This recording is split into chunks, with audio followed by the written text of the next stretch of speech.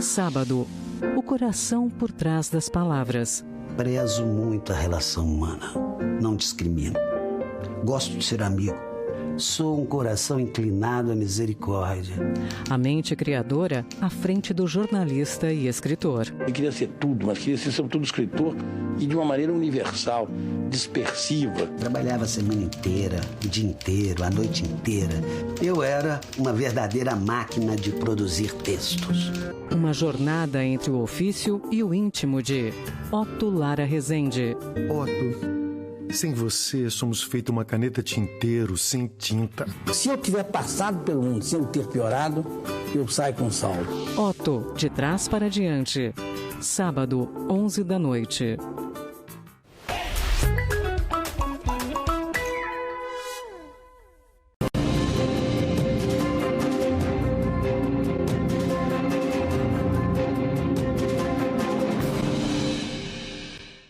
O presidente do Supremo Tribunal Federal, ministro Edson Fachin, defendeu a atuação do STF e citou nominalmente o colega Dias Toffoli, que vem sendo criticado na condução das investigações sobre o Banco Master.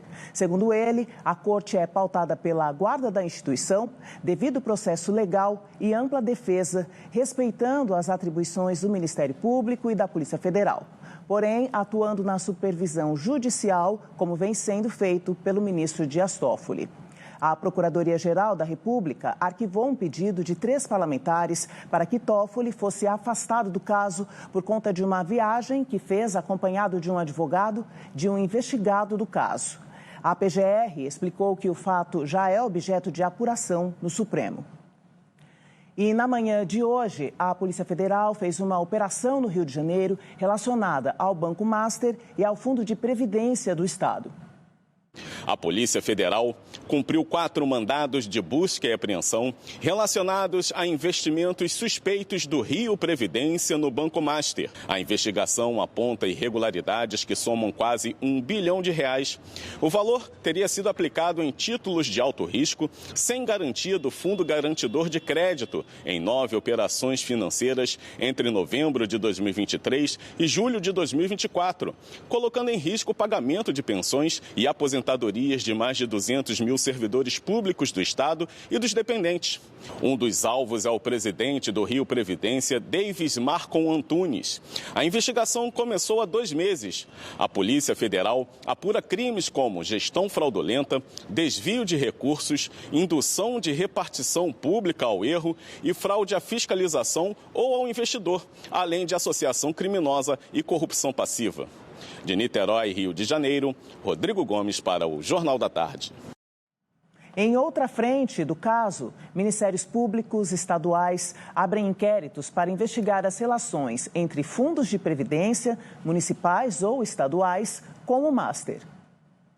No estado do Rio, o MP questiona por que o liquidante do Banco Master recusou uma proposta de substituição dos investimentos do Rio Previdência em letras financeiras por precatórios estaduais e federais. E também cobrou esclarecimentos sobre as medidas que serão adotadas para reaver os valores investidos. A autarquia que representa o Fundo dos Aposentados e Servidores do Rio de Janeiro fala em 960 milhões de reais em letras financeiras entre outubro de 2023 e agosto de 2024. Nas contas do Ministério Público, seriam 970 milhões. E o Tribunal de Contas vai além. Aponta um montante de 1 bilhão e 200 milhões de reais. Os governos não podem achar que esse dinheiro é deles, é livre para qualquer tipo de gastos, né? E principalmente num investimento em que havia vários avisos, né, de que o investimento era temerário, de que poderia ter risco, alto risco. O governo é responsável pela devolução desse dinheiro. Tem que ser obrigatória a devolução desse dinheiro ao fundo. No Amapá, o Ministério Público instaurou o procedimento para apurar a aplicação de 400 milhões de reais pelo Amapá Previdência. Segundo a promotoria, o processo está em fase inicial e sob segredo de justiça. O MP do Amazonas também apura irregularidades nos aportes do Fundo Previdenciário do Estado do Amazonas sobre as aplicações de 50 milhões de reais no Master. Em Goiás, o Ministério Público investiga os 40 milhões de reais que o Instituto Previdenciário da Prefeitura de Aparecida de Goiânia investiu no banco. Em Alagoas, o MP apura a aplicação de 97 milhões de reais no banco pelo Instituto de Previdência da capital. Em São Paulo, os sindicatos que representam servidores recorreram à Justiça para obrigar as prefeituras e os fundos de previdência a explicar os valores aplicados em letras financeiras do Banco Master. Em pelo menos 2 cidades, o Ministério Público acolheu os pedidos e abriu inquéritos para investigar prefeituras e os gestores dos institutos previdenciários. O MP paulista investiga 209 milhões de reais aplicados em fundos do Master. Por mais que você tenha fiscalização, você tem que ter uma política de investimento adequada, muito clara e extremamente restritiva quando você fala de riscos. Cobrar muito das auditorias independentes também, que precisam emitir pareceres muito claros e muito técnicos.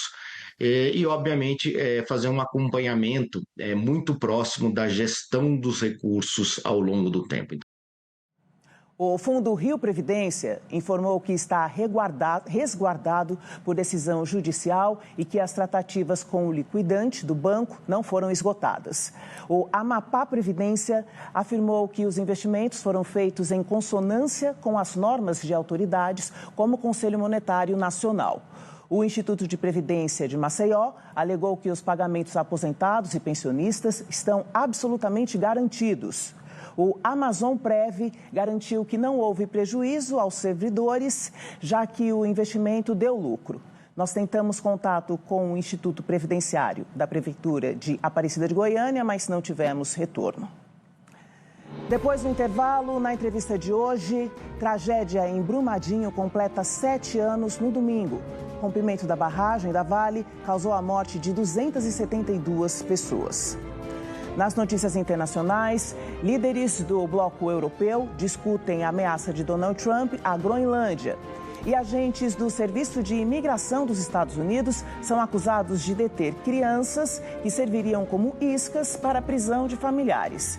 A gente volta já.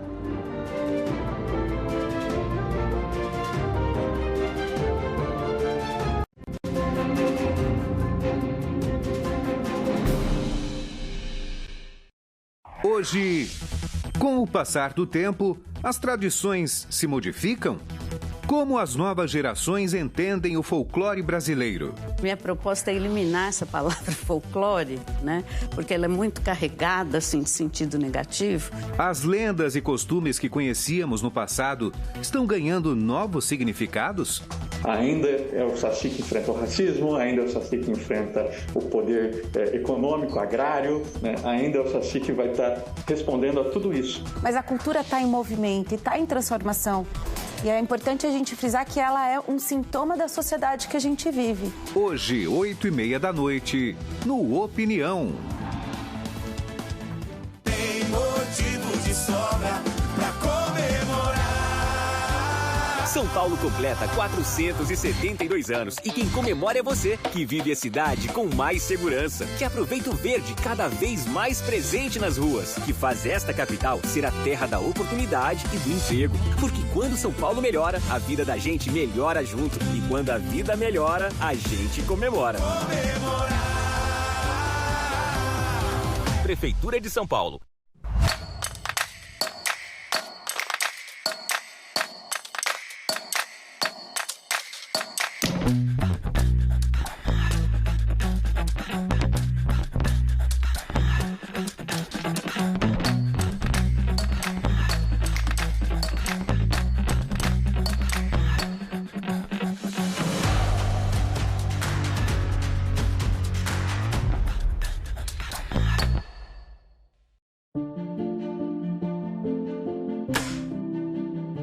Ali dá pra fazer um parquinho, né? Uma praça, botar umas cadeiras ali.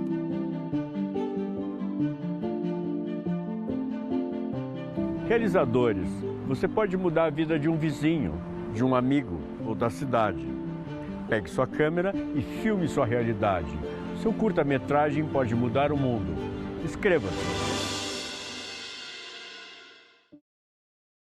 Quando a gente fala de cidadania, de história, de cultura, tudo está interligado e tudo isso quer dizer a cidade que a gente vive.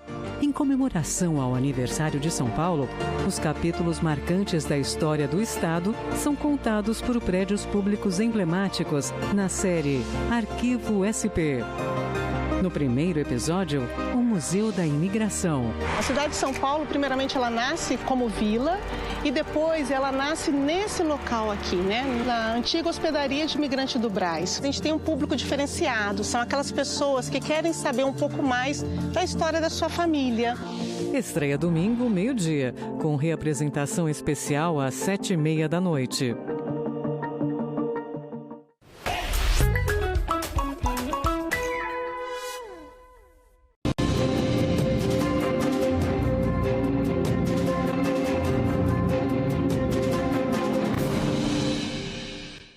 Ânimos aparentemente mais calmos entre Estados Unidos e União Europeia. Líderes do bloco discutiram as ameaças de Donald Trump contra a Groenlândia. A reunião foi convocada após o discurso inicial de Trump no Fórum Econômico Global em Davos, na Suíça. Na ocasião, o presidente norte-americano afirmou que não usaria força para tomar a Groenlândia e dispensou a imposição de taxas contra 8 países europeus. Mas o interesse militar de Trump pelo território ainda é motivo de preocupação para os membros da União Europeia. Ursula von der Leyen, presidente da comissão, reconheceu que a posição do bloco melhorou depois do recuo, mas reforçou a importância da estratégia coletiva como oposição a Trump. O Conselho de Paz para Gaza também foi discutido na reunião. O presidente do Conselho Europeu, Antônio Costa, disse que a União está pronta para colaborar com a iniciativa de Trump, apesar das dúvidas sobre o escopo do projeto. Na Groenlândia, o primeiro-ministro do país, Jens Frederik Nielsen, adotou um discurso pacifista. Ele garantiu que está aberto ao diálogo, mas pediu respeito ao território e ao acordo de defesa do Ártico que já existe entre a OTAN e os Estados Unidos. Mette Frederiksen, a primeira-ministra da Dinamarca, viaja hoje para a Groenlândia para se encontrar com Nielsen. Em Bruxelas, ela declarou que a soberania do país europeu não é negociável. Democratic rules cannot be discussed. Os agentes do Serviço de Imigração do governo Donald Trump são acusados de deter crianças para usá-las como iscas para prender parentes delas. A administração de um distrito escolar da cidade de Minneapolis afirma que ao menos 4 crianças foram detidas pelo ICE, Serviço de Imigração e Alfândega, e levadas até as casas delas para atrair os parentes. Um dos casos é de um menino de 5 anos. De acordo com a superintendente do distrito, o garoto voltava da escola com o pai quando eles foram abordados. Os agentes mandaram a criança bater na porta da casa da família dela para que checassem se havia alguém no local. Depois, pai e filho foram levados para um centro de detenção no estado do Texas.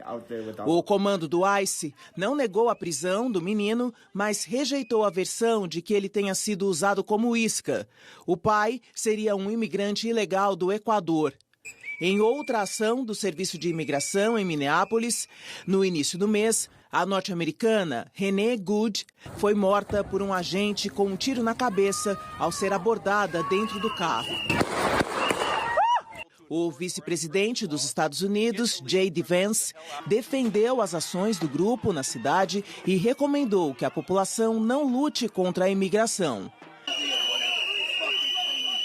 Milhares de moradores e manifestantes em várias cidades do país têm saído às ruas para protestar contra a morte de Renee, a truculência do ICE e a prisão de imigrantes.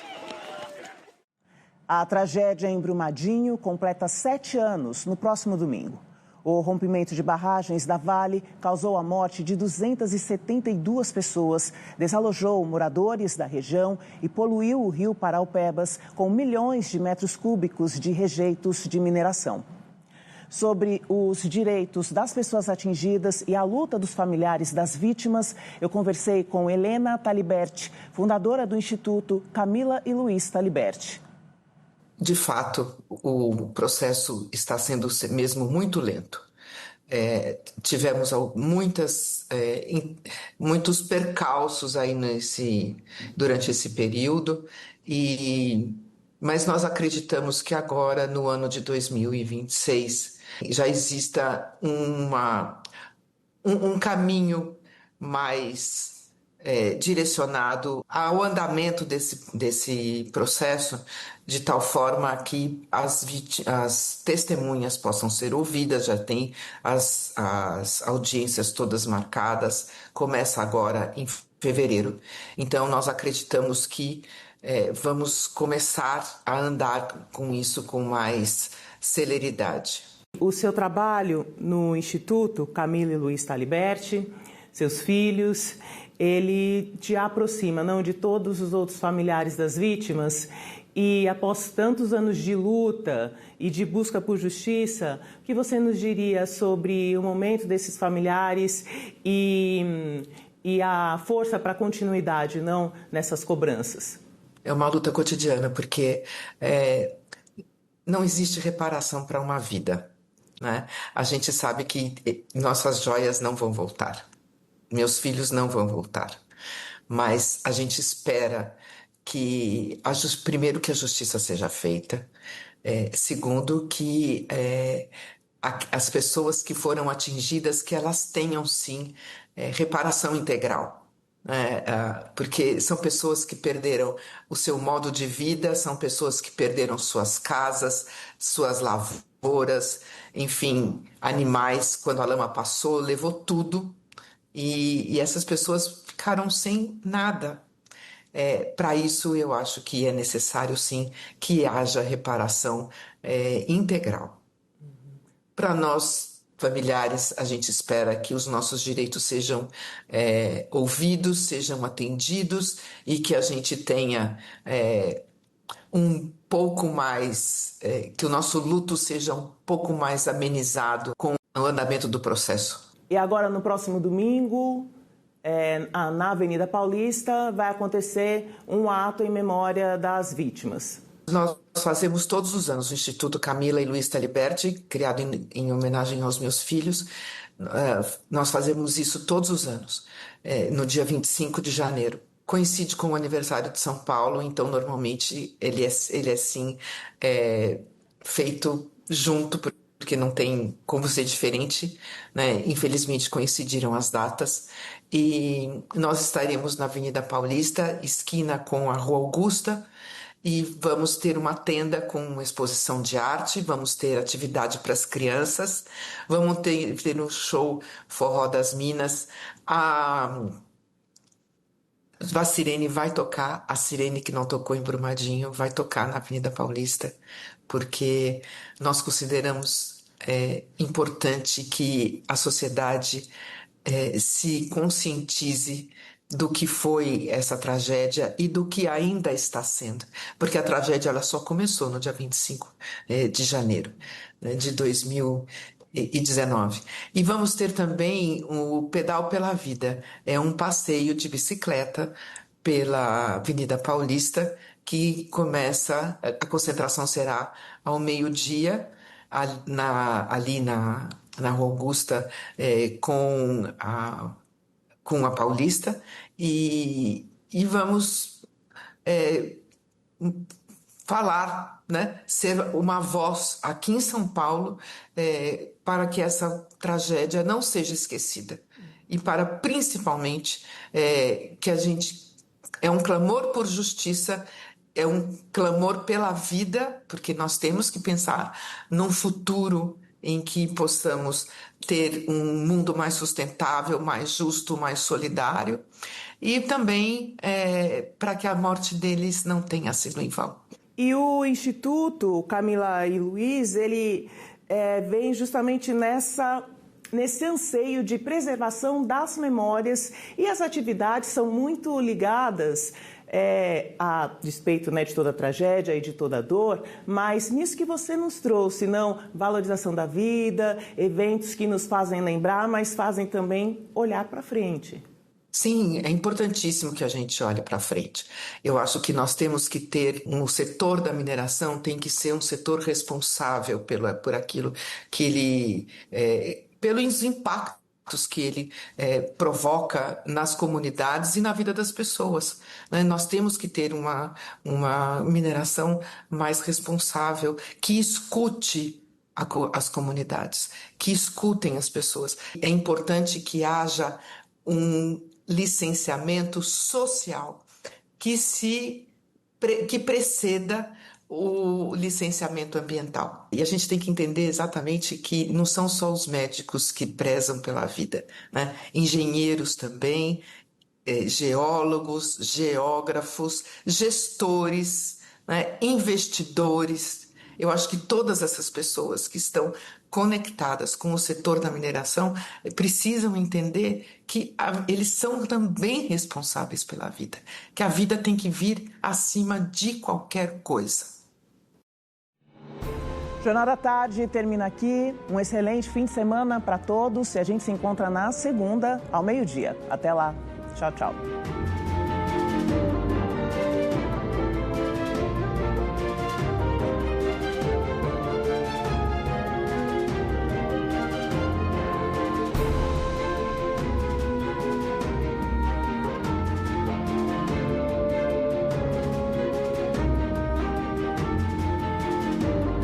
Jornal da Tarde. Apoio Nossa Sabesp. Uma Sabesp para todos. A Noite da Cultura vai mudar e ficará ainda melhor. Preparem-se. A semana começa com o tradicional Roda Viva, segunda, 10 da noite. Estou muito feliz de estar aqui. Em seguida, tem arte, cinema, teatro e muito mais no Metrópolis. Continua demais. Mas, a partir do dia 27, de terça a sexta, ele chega mais cedo, 10 da noite. É o cinema nacional aí nos enchendo de orgulho, isso é bom demais, né? E os programas que você já segue entram mais tarde, às 10h30. Tem Provoca. O que é a vida? A vida é uma consequência do amor. Grandes documentários. A gente tem muito que aprender com diferentes grupos sociais, socioculturais desse país. Linhas Cruzadas. A coragem é o que move o coração. E Persona. Estamos em plena temporada de comemoração dos 10 anos de existência do Persona. Conteúdo de verdade na hora certa. Somos Cultura.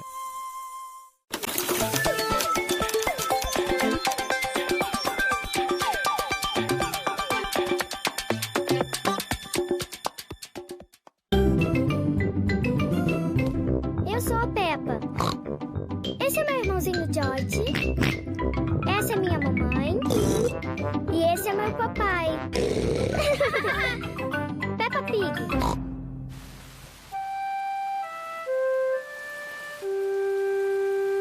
Poças de lama.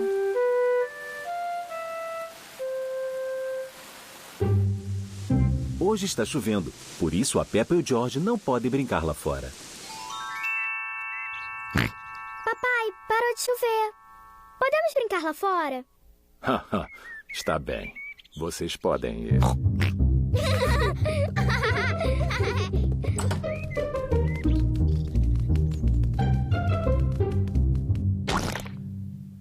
A Peppa adora pular em poça de lama. Eu adoro poça de lama. Peppa, se você pular em poça de lama, tem que calçar a sua bota. Desculpe, mamãe.